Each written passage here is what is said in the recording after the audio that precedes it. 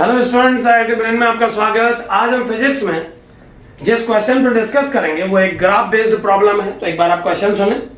Draw electric field versus distance graph due to uniformly charge thin cylindrical shell. यानी एक cylindrical shell पे charge uniformly distributed है और आपको इस सिलेंड्रिकल सेल के कारण इस एक्सिस के डिफरेंट पॉइंट पर इलेक्ट्रिक फील्ड की स्ट्रेंथ और डिस्टेंस के बीच में ग्राफ प्लॉट करना है।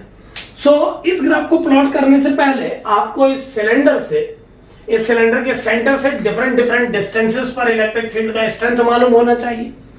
सबसे पहले हम एक ऐसा फंक्शन क्रिएट करेंगे जिससे हम डिफरेंट डिस्टेंसेस के लिए इलेक्ट्रिक फील्ड की वैल्यू को प्रेजेंट कर सकें। मान लीजिए सिलेंडर का सेंटर O है और इसका रेडियस कैपिटल R है।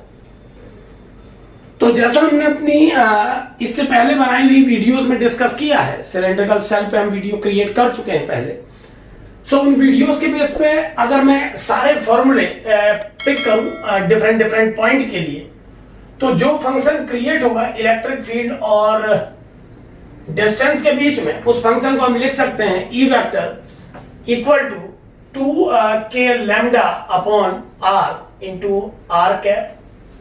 ये फॉर्मूला एप्लीकेबल होगा उन r की वैल्यूज के लिए जो कैपिटल R से ग्रेटर है। हम किसी भी आउटर पॉइंट के लिए इस फॉर्मूले को यूज कर सकते हैं। यानी R मॉड्यूलस की वैल्यू, यानी R मॉड्यूलस जब R से ग्रेटर होगा तब के लिए ये फॉर्मूला एप्लीकेबल होगा।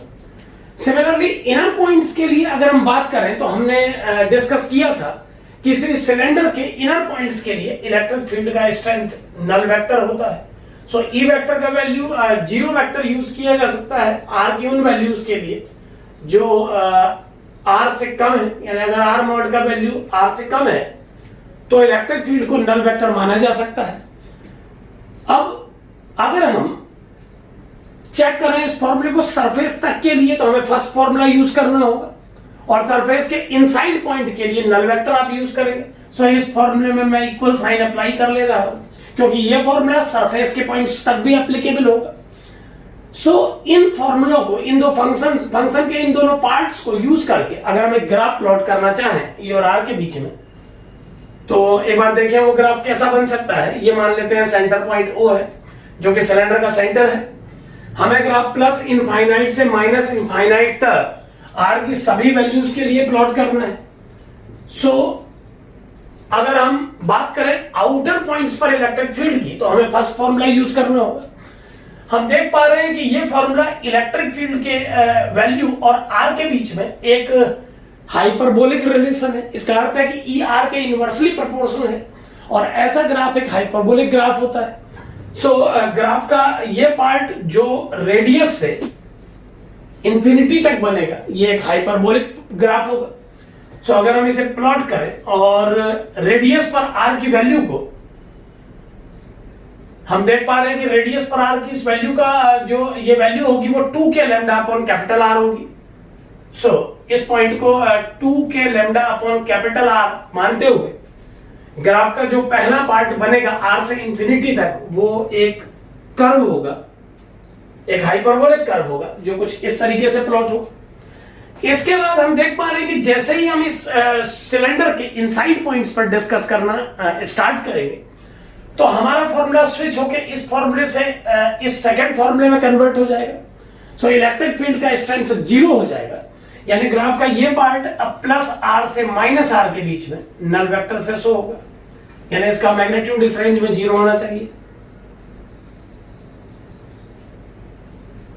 यानी ग्राफ का फर्स्ट पार्ट एक हाइपरबोलिक कर्व है और ग्राफ का सेकंड पार्ट एक स्ट्रेट लाइन है। देन जैसे हम R की वैल्यू को माइनस R से और स्मॉलर वैल्यू की तरफ शिफ्ट करेंगे, यानी अगर हम R की वैल्यू को चेंज करके स्मॉल r की वैल्यू को रेडियस से आउटसाइड किसी पॉइंट तक ले जाएं, तो फिर से ये फॉर्मूला स्विच होकर इस फॉर्मूले में कन्वर्ट हो जाएगा। लेकिन इस बार इलेक्ट्रिक फील्ड का डायरेक्शन, जो डायरेक्शन इन पॉइंट्स पर एप्लीकेबल था उसके अपोजिट है। यानी R की वैल्यू जब प्लस R से ग्रेटर थी, उन पॉइंट्स पर इलेक्ट्रिक फील्ड का डायरेक्शन प्लस I वेक्टर के अलोंग था, जबकि R की वैल्यू जब माइनस R से लेस होगी तो उन पॉइंट्स पर इलेक्ट्रिक फील्ड का डायरेक्शन माइनस I के अलोंग होगा।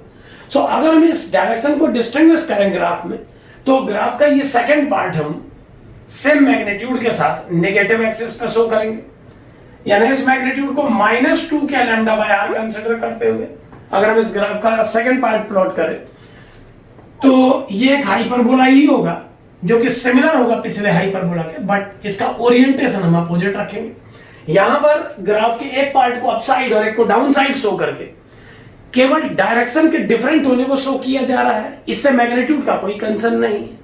अगर ये ग्राफ मैग्नीट्यूड वर्सेस आर के बीच में प्लॉट किया जाए तो इस ग्राफ का ये पार्ट जो आपने नेगेटिव साइड बनाया है इसे आपको प्लस साइड शिफ्ट करके कुछ इस तरीके से शो करना होगा। यहां पर दोनों बात ध्यान रखें कि अगर आपको ग्राफ प्लॉट करना है मैग्नीट्यूड और आर के बीच में तो ग्राफ के दोनों पार्ट अपसाइड होंगे और ग्राफ को जिस तरीके से प्लॉट होगा, इसका पहला पार्ट एक कर्व होगा, दूसरा एक स्ट्रेट लाइन, तीसरा एक कर्व। लेकिन अगर आपका ग्राफ ई वर्सेस आर है तो आप अपने ग्राफ में अगर ई के डायरेक्शन को भी इन्वॉल्व करते हैं, यानी आप ये शो करना चाहते हैं कि आपके ग्राफ में मैग्नीट्यूड के साथ साथ डायरेक्शन भी इन्वॉल्व रहे, तो फर्स्ट पार्ट ग्राफ का अपसाइड बनेगा जबकि सेकंड पार्ट डाउन साइड बनेगा। मिडल R2 माइनस आर ये ग्राफ एक स्ट्रेट लाइन होगा। ये ग्राफ 3 पार्ट से मिलकर बनेगा। फर्स्ट पार्ट एक कर्व होगा, सेकंड पार्ट एक लाइन, थर्ड एक कर्व होगा। और अगर ये graph E mod versus R है तो भी ये 3 पार्ट से बनेगा, लेकिन अब इसके सभी पार्ट अपसाइड होंगे। एक बात पे और ध्यान दें कि सरफेस के किसी पॉइंट पर ग्राफ डिसकंटिन्यूअस है, क्योंकि सरफेस तक इसका वैल्यू इस फॉर्मूले से दिया जा रहा है, जबकि सरफेस के अंदर एंटर करते ही इसका वैल्यू 0 हो जा रहा है। प्लस आर और माइनस आर इस ग्राफ में दो ऐसे पॉइंट हैं जहां पर ये ग्राफ डिसकंटिन्यूअस है। इन दोनों पॉइंट्स पर ग्राफ डिसकंटिन्यूअस होगा। इस पूरी डिस्कशन में इस फॉर्मूले में जो लैम्डा यूज किया जा रहा है वो इस सिलेंडर के per unit length charge density है। Per unit length charge density को, लीनियर चार्ज डेंसिटी को लैम्डा से, per unit length charge density को हम लैम्डा से शो कर रहे हैं। अगर हम ई और आर का ग्राफ प्लॉट करें किसी एक हॉलो सिलेंड्रिकल सेल के लिए तो कुछ इस तरीके का प्लॉट बनेगा, और अगर आप ई मॉड वर्सेस आर प्लॉट करेंगे तो वो किस तरीके से प्लॉट किया जा सकेगा, यहां पर हमने उसे भी शो किया है। Thank you.